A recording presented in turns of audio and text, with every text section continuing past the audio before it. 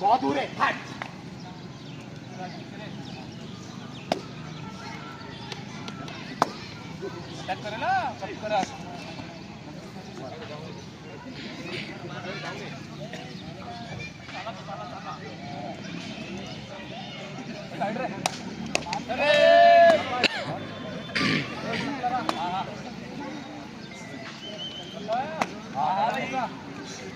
भाई काय कर रहे हैं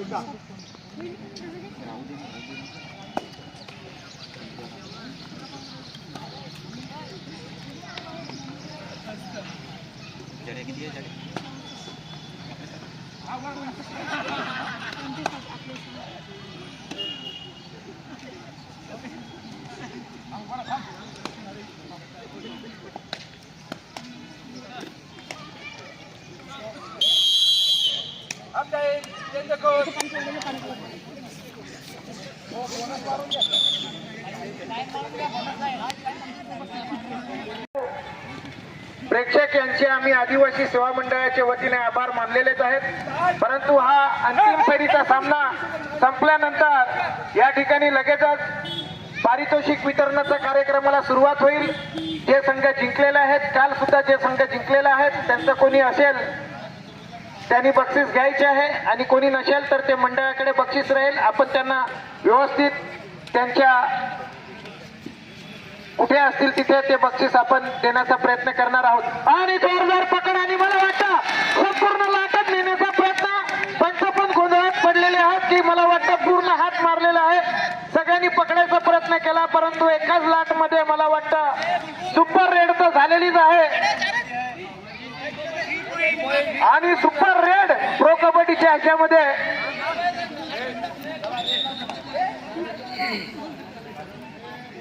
या ठिकाणी बक्षीस समारंभासाठी ज्या ग्राउंड मध्ये आपण खेळलो त्या ठिकाणी सगळ्या लहान मुलांनी बसून घ्यायचं आहे. आणि त्याच्यानंतर बक्षीस समारंभ झाल्यानंतर वंदे मातरम होईल आणि त्याच्यानंतर कार्यक्रम संपेल. ही आपली भारतीय संस्कृती परंपरा आहे, ती आपल्याला टिकवायची आहे. की कुठलाही कार्यक्रम असेल तर आपण या प्रथमतः आपण इष्ट देवतेला किंवा आपण जो गणपती देवाला मानतो त्याला आपण पूजा करतो आणि त्याच्यानंतर कार्यक्रम संपताना राष्ट्राला आपण राष्ट्रगीत म्हणून राष्ट्राबद्दल आपल्या मनात जी भावना आहे ती आपण व्यक्त. आणि इथे जोरदार पकडण्याचा मला वाटतं या ठिकाणी 2 आऊट. धाकटी डहाणू या ठिकाणी काहीसा मुसंडी मारताना आणि या ठिकाणी होळी माता डहाणू यांचे खेळाडू जरा अपयशी पडत आहेत आणि मला वाटतं बोनस मारण्याचा प्रयत्न केलेला आहे. पाहूया शेवटचा एक खेळाडू आहे त्यांचा आणि जोरदार गडी टिपण्याचा प्रयत्न परंतु या आणि मला वाटतं पूर्ण लाटच आणण्याचा प्रयत्न आणि परंतु त्याची पकड झालेली आहे.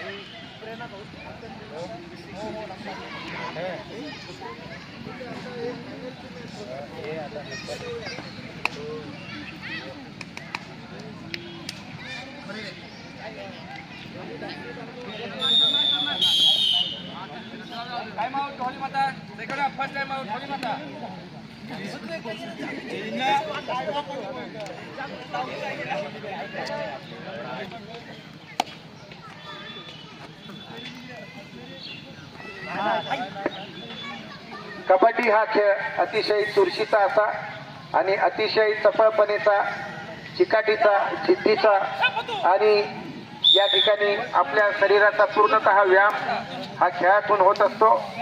आणि जर आपण व्यायाम करणार नाही तर येणाऱ्या काळात आपण टिकणार सुद्धा नाही.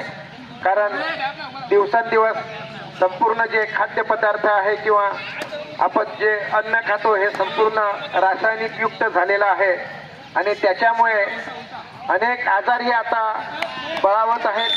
लहान मुलांनाही आजार ते मोठ्यांपर्यंत आजार बळावत आहेत.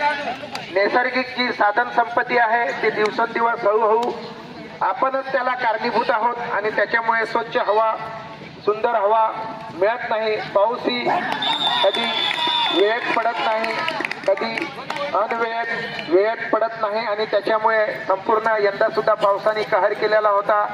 आता कधी मध्येच थंडी पडते, कधी आबूट निघते.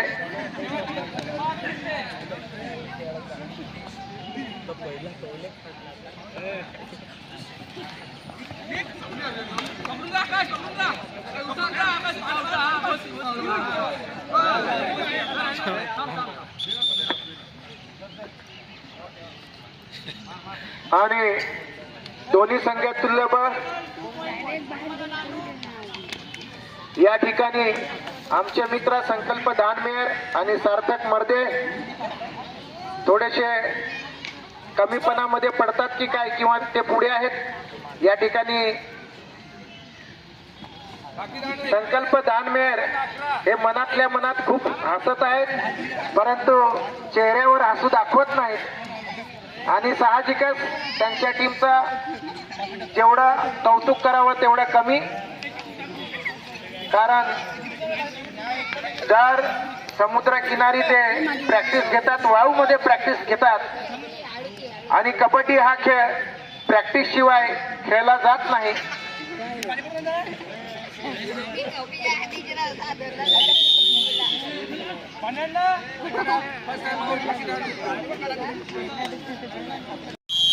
या ठिकाणी डीडीसी बँकेने आपल्याला पाण्याची व्यवस्था केलेली आहे, त्यांचे खूप खूप आभार.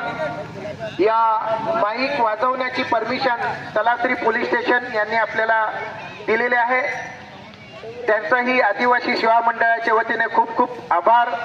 दरवर्षी ते आपल्याला या कबड्डीसाठी सहकार्य करीत असतात.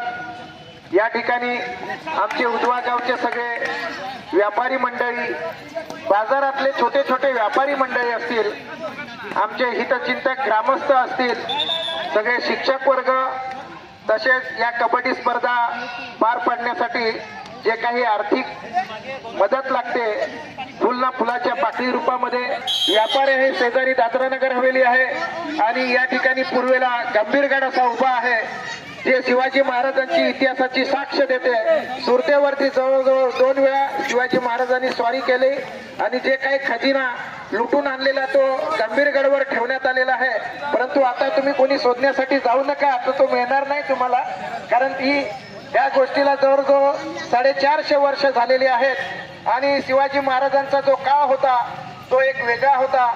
आणि खरं सांगतो की गंभीरगडवर आज सुद्धा आम्ही दरवर्षी चढण्याचा प्रयत्न करतो.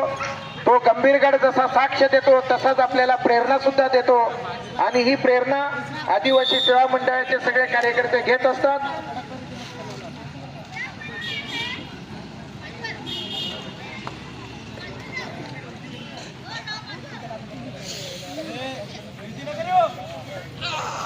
सोमनाथ सिंधा, भरत दादा, सगळ्या खुर्च्या स्टेजवर आणा. आता पारितोषिक वितरणाचा कार्यक्रम होणार आहे. ज्यांच्याकडे दवणेकर, आम्ही सॉरी तुम्हाला खुर्ची बसण्यासाठी दिलेली आहे, आता तुम्ही परत द्यावी, डोकं खाजू नका, तुम्ही द्यावीच लागेल तुम्हाला खुर्ची. आणि कबड्डी झाल्यानंतर उद्या परवा खुर्चीचं काही भाडं असेल ते सुद्धा तुम्ही आमच्यासाठी काहीतरी सहकार्य करा.